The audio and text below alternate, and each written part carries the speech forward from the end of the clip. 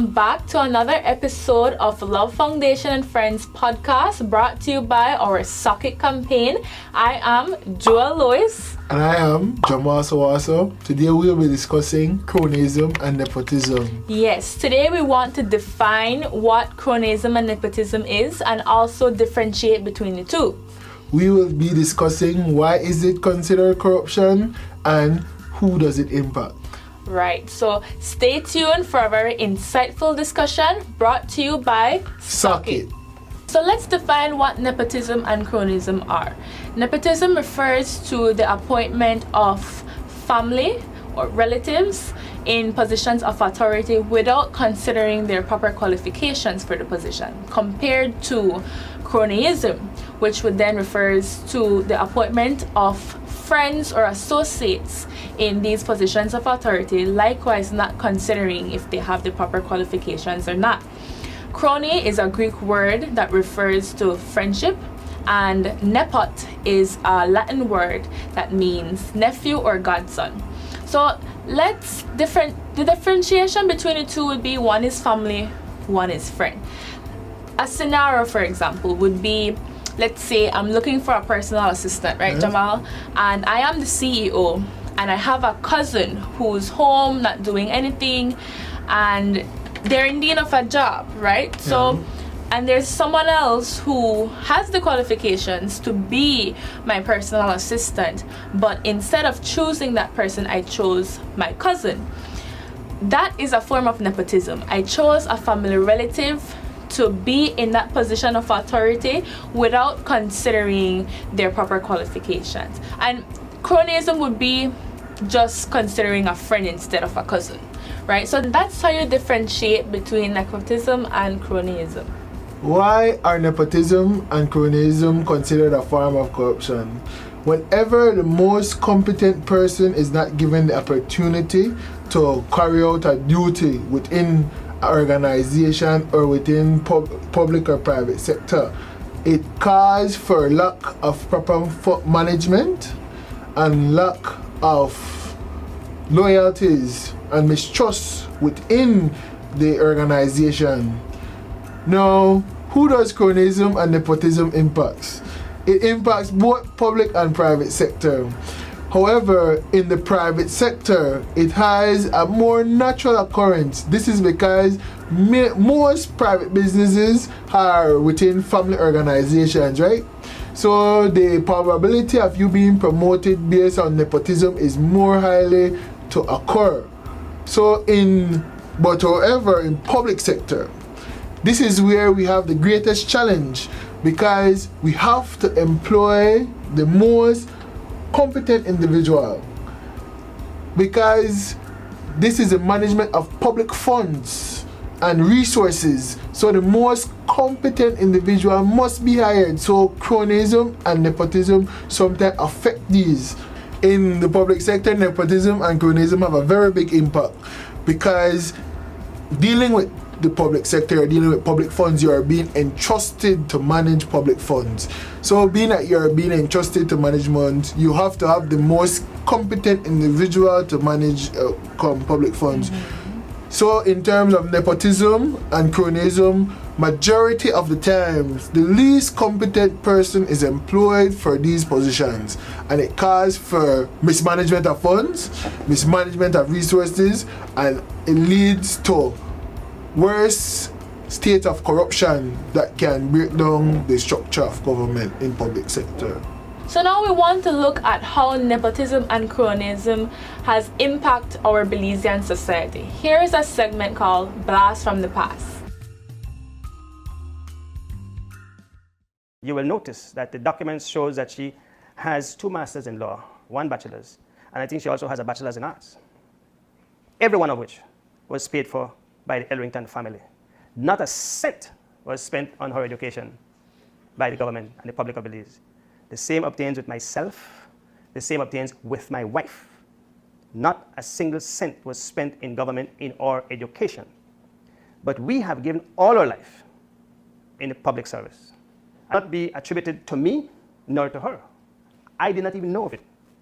And my people will tell you that I have never, ever spoken to any of them about any matter concerning my daughter. There's no harm in making submissions. It is for the government to determine what is in the government's best interest. And you can rest assured that I won't get involved. You can also rest assured that whatever the decision of the government, my daughter is going to go ahead and finish her education. And I don't see anything culpable on her part, or certainly on the part of her father, if in fact people in the Ministry of Foreign Affairs made a submission on her behalf. Unless you are in that special category of contract officers where you get special privileges from the government. As far as I know, no Elrington has ever gotten any special privilege from government. None. Yeah, so we just watched this situation with Minister Elrington trying to address the situation with his daughter. What is the problem? Why is this an issue? Well, the problem is because she is the minister's daughter, and it creates a perception that this is nepotism. And she works within the Ministry of Foreign Affairs, and also it provides for another perception that other public servants cannot receive this kind of benefit that she is receiving. And even if she is qualified for this opportunity, like you said, she's already the minister's daughter. The perception naturally would be nepotism, that because she's a minister's daughter, she got the advantage compared to other public servants. Why didn't the other public servants get this opportunity? Did they have an equal chance to get the same opportunity?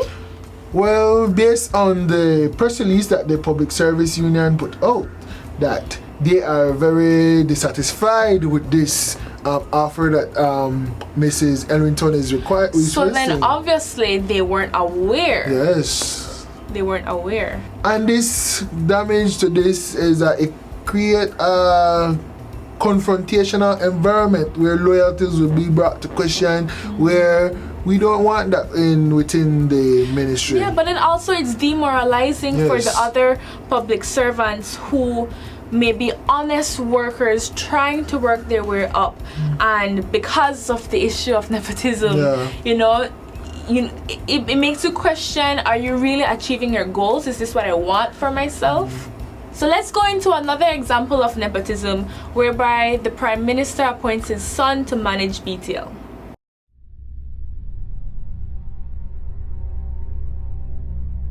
In Belize, one of the Prime Minister's son leads the national telecommunications company, Belize Telemedia Limited, and his other son was named the music ambassador of the country after being deported from the United States of America in connection with a shooting in a club.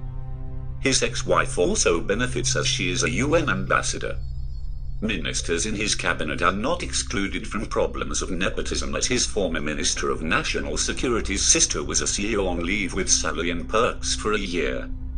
His former Minister of Natural Resources' nephew was land commissioner, and the former government official's son has been taken to court by the government for corruption in land deals while his father was the minister. So I think the problem with that example is the public perception that these persons are not properly qualified to occupy these positions, one. And two, it seems to be something that's occurring time and time again. It didn't only happen one time with one son, but it happened another time with a second son, and then another time with an ex-wife. What do you think about that, Jamall? Well, I believe that, like you stated, the perception and the explanation as to that perception caused a very contentious moment, because like we are stating, nepotism is sometimes a state of perception. Maybe these individuals were qualified, maybe they weren't, or they were not qualified.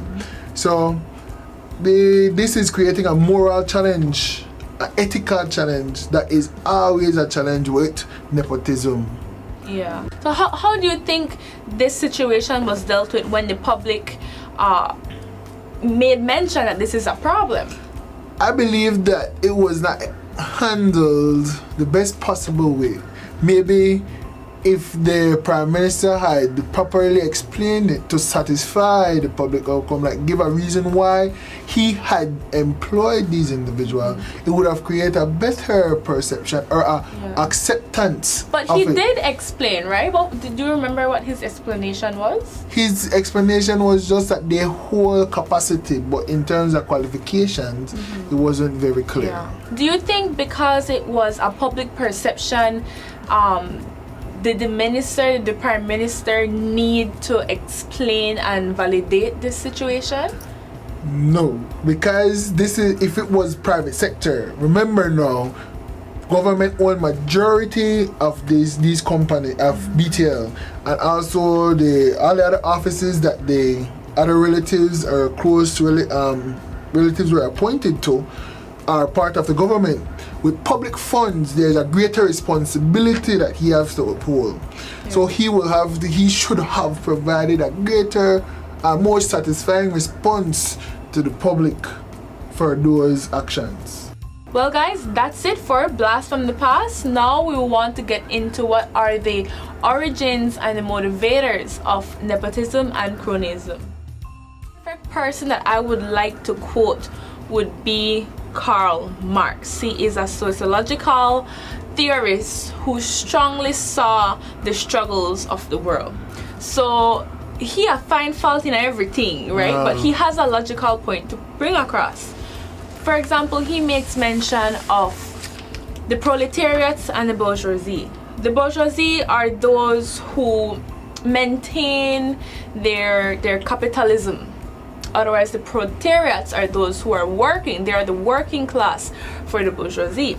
So now, in my head, I would think the reason that nepotism and cronyism occurs is because the bourgeoisie wants to maintain their social class as the elites, as the power elites, right? While the proletariats are the ones working for them. So what do you think?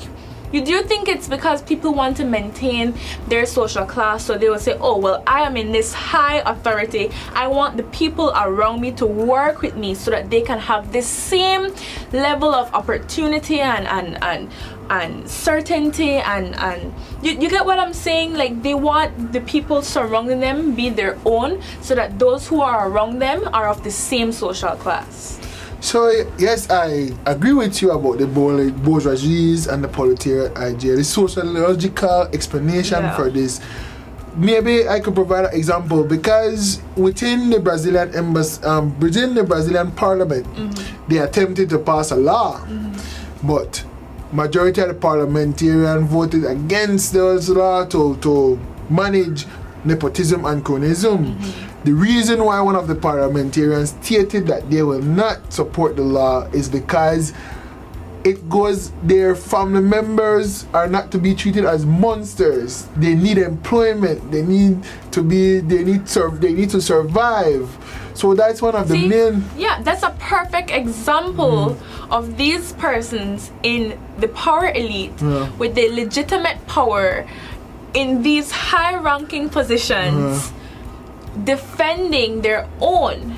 And I can only think, like what Karl Marx said, it's to maintain the social class. The people around me, which are those closest to me, my family members, my friends, those are the ones that I want to be in this social class with. And who cares about the others? Let's hear from the people on the street. Let's hear what the regular Belizeans are saying about nepotism and cronyism. So here is word on the street.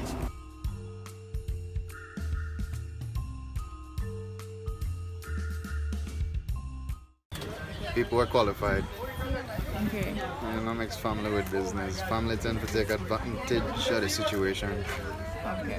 Obviously qualifications, because in a work setting you need to follow ethics, and ethics means that you hire people who are qualified for the job rather than doing it rather than being biased because somebody is related to you.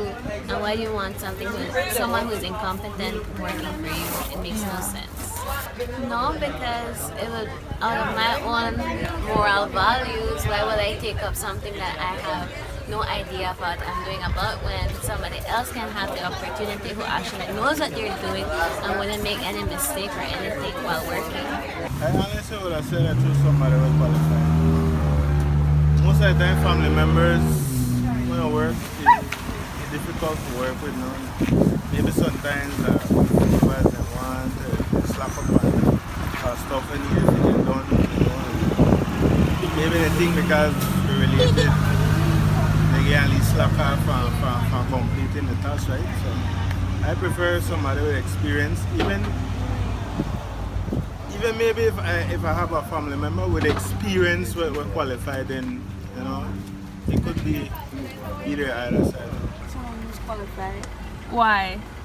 Because then they want to get the job done and they want to make sure the job get done. And why would you want to hire somebody you know not fit the position, even if that's your family or not?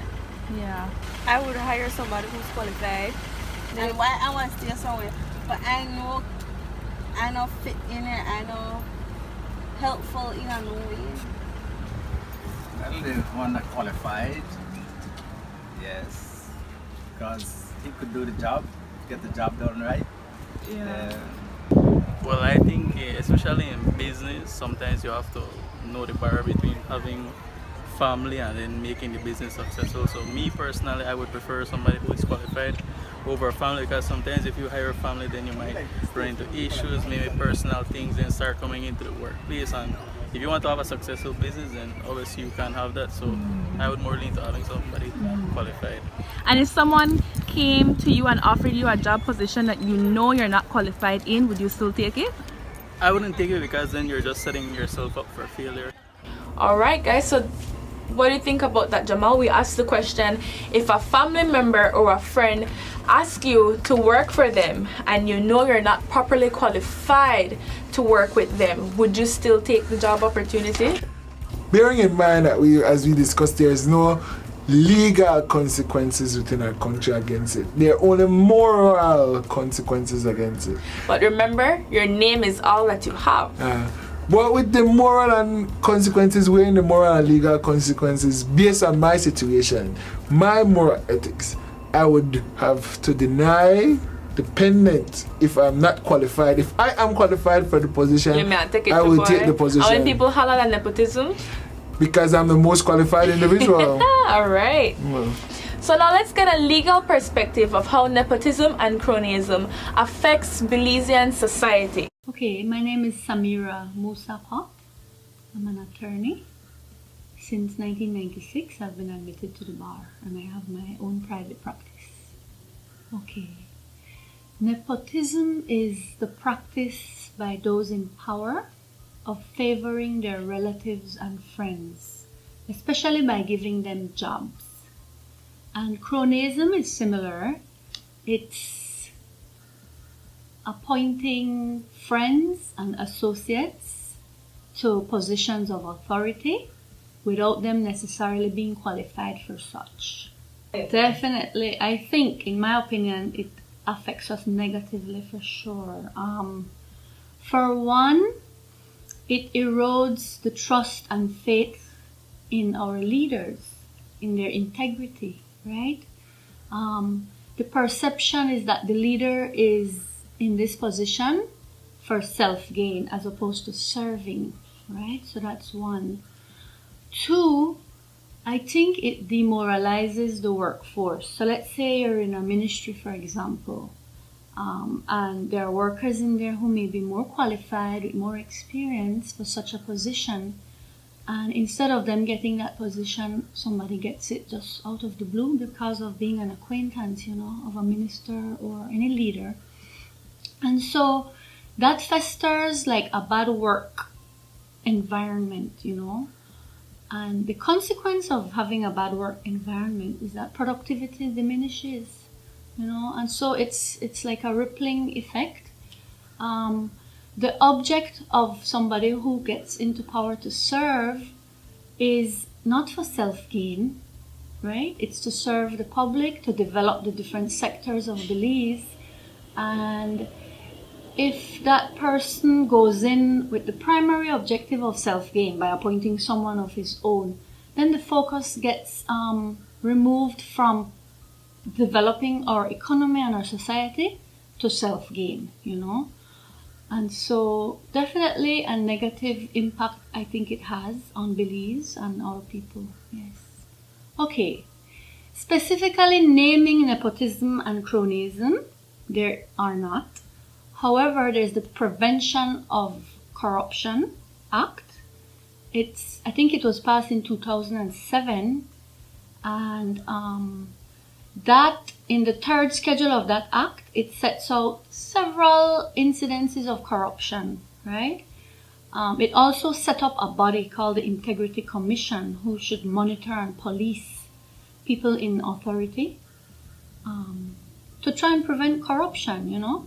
And when I look at the third schedule of that act, there is one that I think can encapsulate or cover nepotism and cronyism. And I'm going to read it. It says, a person commits an act of corruption if he allows his private interest to conflict with his public duties or to improperly influence his conduct in the performance of his public duties, right? So I personally think that can cover nepotism because you're looking at your private interests first and it's conflicting with your public function. And so that can cover it, you know. If there isn't an act that specifically names nepotism, but, you know, that act can cover it, especially that particular item under the third schedule, yes. Okay, so under that same Prevention of Corruption Act, there is the Integrity Commission that should be dealing with issues of corruption, right? Now, the problem with the Integrity Commission, in my opinion, is that it's the same leaders who appoint the members to that commission, right? And choose the members, really. There are 7 members for the Integrity Commission. 2 are appointed by the Governor General on the advice of the Prime Minister with the concurrence of the Leader of the Opposition, right? The other 5 are appointed by the Governor General after consultation with the Prime Minister, but only after he consults with the Leader of the Opposition. So, in effect, that the Prime Minister would elect the other 5 members, right? And so I think that leads to malfunction. The Integrity Commission won't have the teeth to monitor the leaders because it's the same people setting it up in effect, you know. Apart from that body, there is an international body called Transparency International that Belize used to be monitored by, but I don't think Belize has been monitored by this body for a long time. Like, I think when I researched it, since 2008, it has not been, Belize has not been assessed by that international body. So, in effect, we only have the Integrity Commission, but I can add that I think we have a robust media.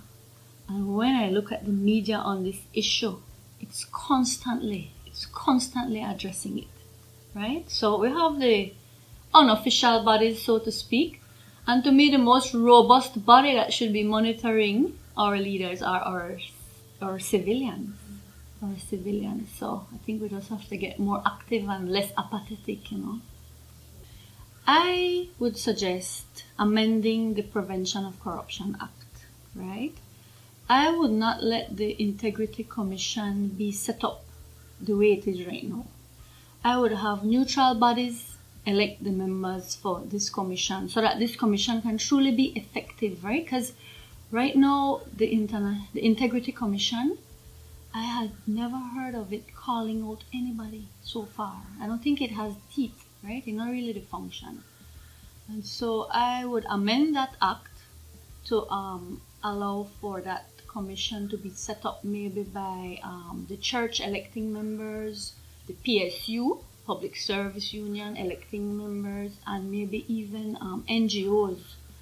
And you know, if leaders are truly committed to doing well and operating with integrity, they wouldn't mind being governed and being put in check, you know, to make sure that they operate properly, you know.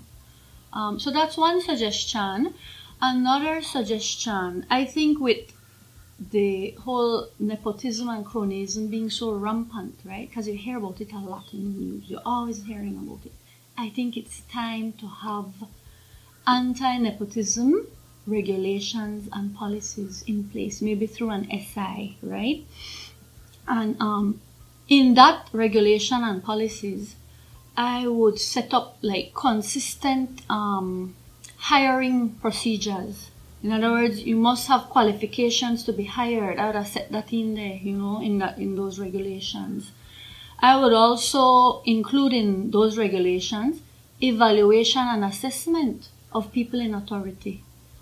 Just like for example, at my law firm, we assess our employees and I have them assess me. I want to know where I'm going wrong or how I can improve. And I think that would be an excellent mechanism to have in place. Evaluate your people in authority and have your own workers do it, And that's a way to put you in check to make sure you're doing the right thing, That's one example of a suggestion I would have, yes. I think we can make Belize better overall, right? But we need to start with self. And so if I were a leader, I would ask myself, why am I really going for this position?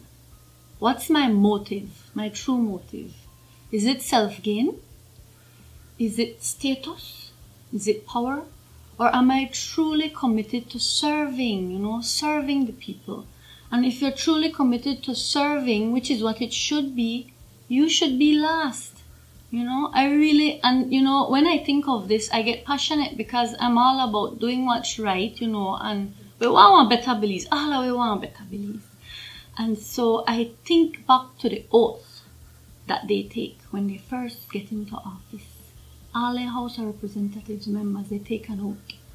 And they say, I swear to bear true faith and allegiance to Belize, not to myself, not to my family, to Belize. Belize mean the people, And it said, I will conscientiously, impartially, and to the best of my ability discharge my duties and do right to all manner of people without fear or favor. He said, right? So if I were a leader and I would want to challenge them to make this oath their blueprint and continually self-check. Because if you're really in it for Belize, then you should continually be analyzing, why am I in this? And have this oath as your blueprint. Stick it up on your desk or, have it nearby. And, truly be committed to serving. And, I think if we really do that, Belize will be better off, right? And I have one last point.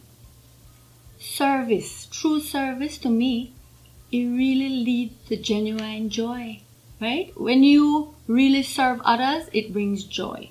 And I went to this, it was like, I don't know if you could call it a spiritual, it was like a seminar. Oh, yes. Yes. And it had this acronym JOY, right? Joy.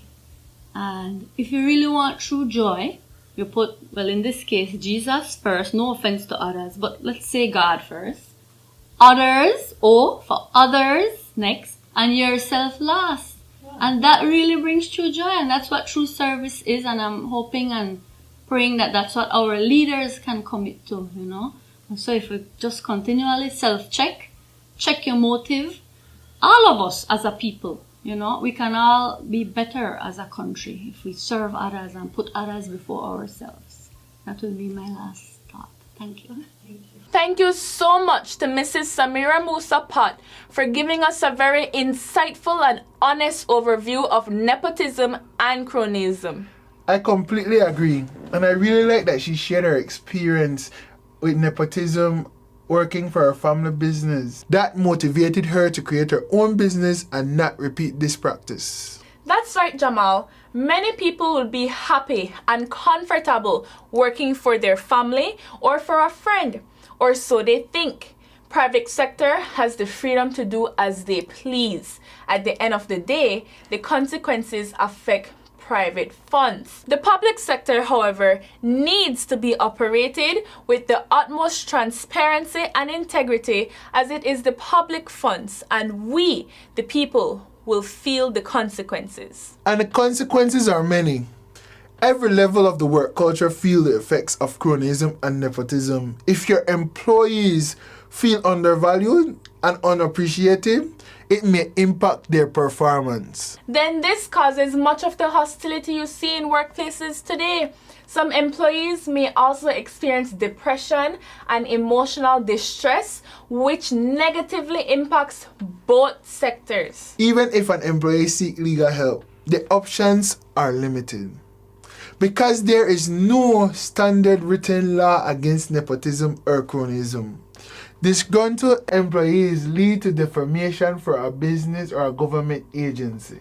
Exactly. And nobody wants to work for a place that has a bad reputation. Dissatisfied employees, along with an unethical leader, is a disastrous combination. But over a period of time, the organization too will experience a decrease in productivity and increase in conflict. Another long-term effect of cronyism and nepotism on the business would be a breach of confidentiality. This can possibly even lead to sabotage. So employers, you need to protect your employees from cronyism and nepotism. But they also need to protect themselves. Employers are also at risk for the consequences of favoritism. These practices create a toxic environment. This is also a major risk to the revenues as well. We open the door for more corruption when we do not have the most qualified people taking care of the products and money. We could be placing important decisions in the wrong hands and wasting resources that could have been used to help the people. This is an even more reason why we need to be transparent and have the utmost integrity when it comes to making decisions that will affect co-workers and productivity. Being fair across the board encourages employees to work to the best of their abilities, knowing that they are protected and that no one is above the law. Corruption and all forms of corruption affects we the people, and including you. Albert Einstein said, "The world will not be destroyed by those who do evil, but by those who watch then without doing anything." Corruption of any kind will never be addressed if we choose to do nothing. Alright, that's all we have for you today. See you next time when we bring another insightful discussion for you guys to join us in. Until then, join us in Stomping Out Corruption, Kicking in Transparency. Suck it.